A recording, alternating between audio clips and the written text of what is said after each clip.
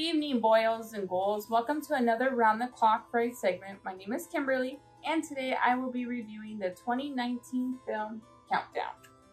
So I remember when this film first came out last year, and it at first wasn't on my top priority, this is what I want to watch list. I did see the trailer and I thought it might be a fun film to watch. I didn't really have high hopes that it was going to be like the best of the 2019. But nonetheless, I thought it was going to be fun, something to enjoy, get maybe a few laughs, or you know, just something to go on a fun joyride with. I didn't watch it when it first hit theaters. I actually waited until it hit DVD, and I went for it, bought it, watched it about a week ago with my husband, and I was actually right. It was a really fun film to watch. It's not on my top 10 of 2019, but it definitely was a very fun film to watch. And I have said that maybe like 3 to 4 times now, and I'm sorry, but yes, this film was fun to watch. So I'm gonna go ahead and break down what I liked and what I didn't like about this film. Some stuff about the special effects and some of the kill scenes. So if you haven't seen Countdown and you don't want to be spoiled, there is some spoilers. So turn this review off, go watch Countdown, and then come back and watch our review. Alright, so I'm going to go ahead and start by talking about the opening sequence. You have this group of friends. It's mostly pretty much focusing on the girl. Her name is Courtney. She's at a party with her friends. They're all drinking. They pretty much find this app called Countdown that they're trying to get everybody to download. I guess how the game went was whoever died first, I guess, was gonna be like the winner and had to chug, you know, do like they made it into a drinking game. So the one girl is very hesitant. She doesn't really want to do it. She's a little freaked out by this app that is going to predict when she was gonna die. So she doesn't do it, but all her friends kind of peer pressure her into doing it. So she ends up downloading this app, and the app pretty much tells her that she only had 3 hours to live. And this girl pretty much let this get to her head. She's freaking out. A lot of her friends, I guess, are foreshadowing. I'd say foreshadowing what happens to her a little bit, because they're talking about how she shouldn't get in the car with her drunk boyfriend because she could die. But she ends up leaving with her drunk boyfriend. She does not die in the car with her boyfriend, but she ends up getting home, and as she pretty much gets home, she gets an alert on her phone that says user agreement broken. It's now counting down her time that she has to live, and then this evil entity pretty much comes out of nowhere and kills her as her time runs out. And then you see her boyfriend, who was drunk, end up getting in a car accident, and a tree pretty much goes through the window where she would have been sitting if she was in the car with him. So that's your opening sequence. You have like this whole set of characters that we don't really get to know. They're just kind of a opening sequence to the film to show you what's pretty much to come, but with different characters. So you pretty much now are introduced to the main characters. You have this young nurse. She's played by Elizabeth Lail. She's actually one of my favorite actresses because she played in a Netflix series that my husband and I did a review on a while back, but she was in You Season 1.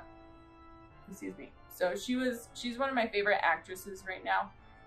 Oh, not right now, but you know, she's just one of my favorite actresses. She also played in another fun TV show called Once Upon a Time. She played Anna. So she's definitely a really amazing actress. So it was fun to see her get to dive into the horror genre. So she plays that young nurse who pretty much is fresh out of college. She's just starting at this new hospital. You get introduced to some other of the people who work in the hospital. One of them is played by Peter. I can never say his last name right, but so don't be mean to me if I said it wrong. But his name is Peter Facinelli.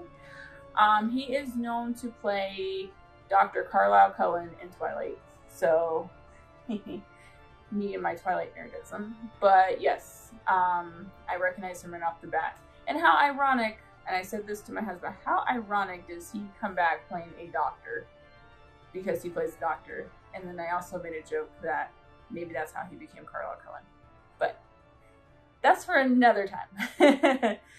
But yes, Peter Facinelli is in this film. He plays this doctor.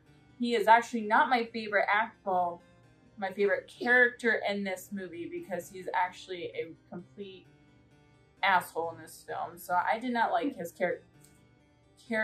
Sorry, hold on 1 second. But yes, so it pretty much has this, well, first it introduces this guy who is in the hospital. I believe he's been in there for quite some time. And he's actually the guy that was in the beginning, played, you know, the drunken boyfriend of Courtney. He's in the hospital. He's pretty much paralyzed from the legs, legs down. And he's supposed to be going into surgery. And he ends up somehow downloading this app, the Countdown app, because he was freaked out that since he's going into surgery, he thought what was his chances of living. So he downloaded the Countdown app to see how long he had to live. And as we expect, the Countdown app says that he only had 2 weeks to live, which was only 2 weeks left before he went into surgery. So he was predicting that he was going to pretty much die on the operating table. But, so that's how the main characters get introduced to the Countdown app. So when Elizabeth Lail's character goes back to the rest of them, she kind of tells them, like, as oh, you know, I don't know what's wrong with this guy, but he believes this kind of thing. And then everybody's like, okay, well, let's just, you know, download the Countdown app and see what we have. And so she downloads it, and hers says that she only has 3 days to live, while you had Peter Facinelli's character who says he had about like 30-something years to live. So he wasn't going to die anytime soon. So you pretty much get that, and it pretty much takes off from there. Now at first she doesn't, you got the typical, she doesn't believe that this is, you know, real, you know, this is probably just some fake garbage. But then as like the timeline goes on, she starts to realize that it is, especially when that that character who's paralyzed goes into surgery and he ends up dying because the Countdown app counts down and he dies. The reason I said Peter Facinelli's character is a complete asshole in this film is because earlier on in the film, while Elizabeth Lail's character is going through all of this with the app, she's going in to help him out because he's the doctor, so she's got to pretty much be by his side, and he tries to make a move on her in the sense of pretty much trying to, I'm going to assume he was trying to rape her, so she ends up getting out of that situation. I think she like punches him or he pushes him or something. But she gets out of that situation, and as she goes to try to tell her boss, his character comes out calling for her, saying, oh, we really need you, to her boss and stuff. So he pretty much pulls her away from Elizabeth Lail's character from telling her, and he ends up, you know, lying and saying that she was trying to make the moves on him, so he didn't get fired for her snitching first. So he kind of beat her to the punch, and she ends up going on a suspension. And while she's on the suspension, is going through all this with the Countdown app. So yes, completely did not like his character. And I was a little sad that his character only got 30-something years to live when it should have been like, he should have been the one with 3 days to live. But yeah, you'll find out later what happens to that. But yeah, and then you get introduced to another character. He is played by Jordan Holloway. She meets him when she goes to this phone place where they're supposed to be able to hack into your phone to fix your phone, but she's trying to get the Countdown app pretty much deleted because she can't delete the app, so she wanted them to reset her phone, but because they couldn't do that, ended up selling her a new phone. But then when they sell her the new phone, the app automatically downloads itself into her phone, even though they didn't do a factory restore on her phone. It somehow knew it was her and downloaded the app, and everything was back on her phone. So she has a complete breakdown in the place. This guy standing in line, 2 customers behind, like, oh, you know, he figures out, because she mentions Countdown, he figures out that she's going through the same thing he went through, or he is going through, sorry. And then you find out his character's only got, like, I think, about the same. No, actually, I'm sorry, his was 2 days. So he had a date earlier than her to live. So they meet up, they join together, they're now trying to figure out a way to get rid of this app, and then you're introduced to her sister and her father and some backstories. Like, her backstory is her mother died, I believe it was, you know, quite a few years back, while trying to go looking for her while she was at a party and a drunk driver hit her. So that kind of gets played out into being used against her when her countdown goes down, because this evil entity somehow uses that against her and uses any of the victims, you know, weakest memories against them. So yeah, you pretty much have that. See, I'm trying to think. The ending was actually pretty interesting.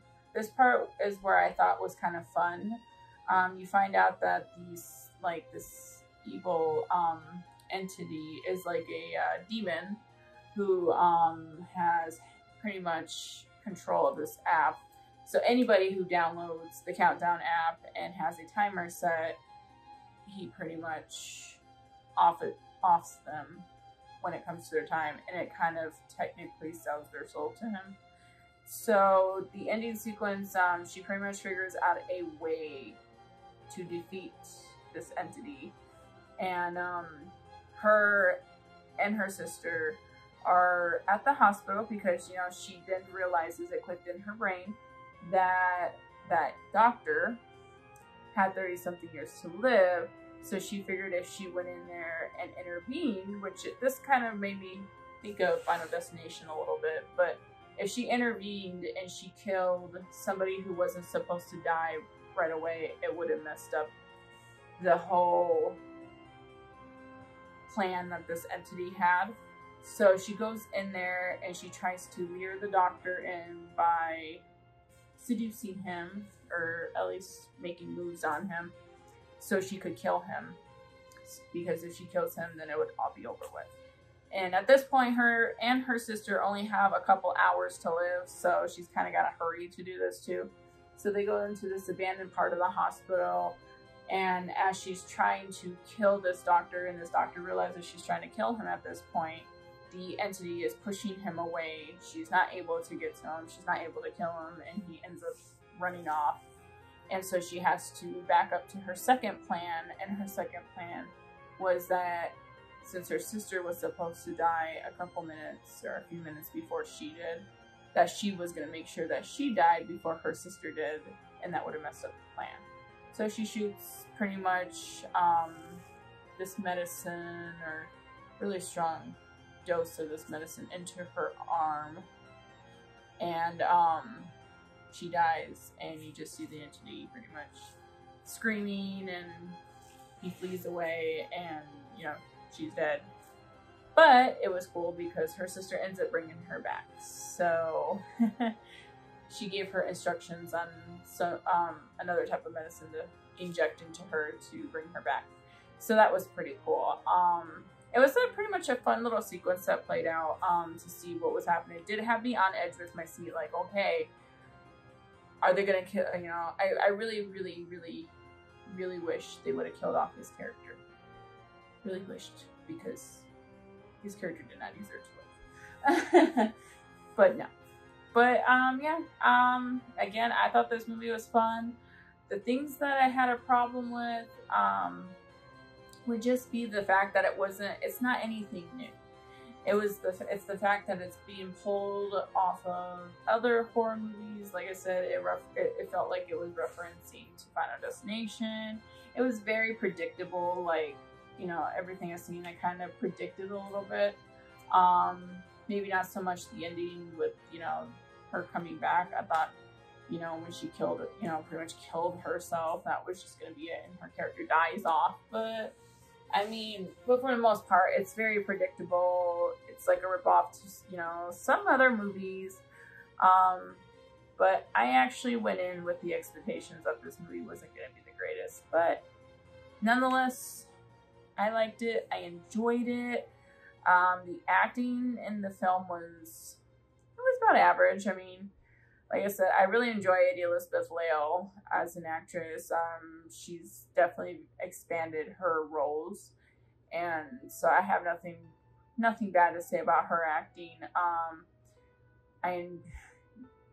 For Peter Facinelli being a complete asshole, it's a different intake from, you know, seeing him as the handsome Dr. Carlisle Cullen. So I can't say anything bad about his acting either. He expanded his role on going from a complete good guy to this complete jerk, and any actor who can actually pull themselves into that kind of acting is, you know, is good. But again, I say it's about average on everybody else. I mean, I wasn't too big of a fan of the actress who played the sister. Jordan Holloway's acting, again, yeah, about average.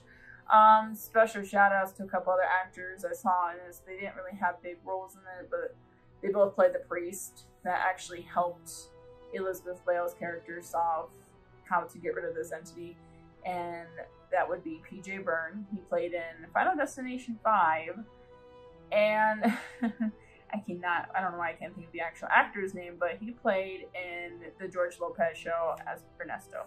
So that was pretty cool. Big shout outs to them. They were actually pretty funny. They actually brought some light and jokes to the film, but yeah, so that is my review on the 2019 film Countdown. Again, I enjoyed it. So sorry if a lot of you were like, oh yeah, that movie wasn't that good, or, you know, or that movie was spectacular, you know. But I definitely enjoyed it. It would probably be one of my guilty pleasure films. I would definitely watch it again. Well, you all have a good night. Again, we are putting out content weekly, so definitely subscribe if you're not subscribed to our channel. Leave a comment on some other reviews you would like to hear us talk about. And yeah, stay safe, have fun, watch horror movies. We are about 2 months away from Halloween time. Time to break out those Halloween movies. Good night, guys.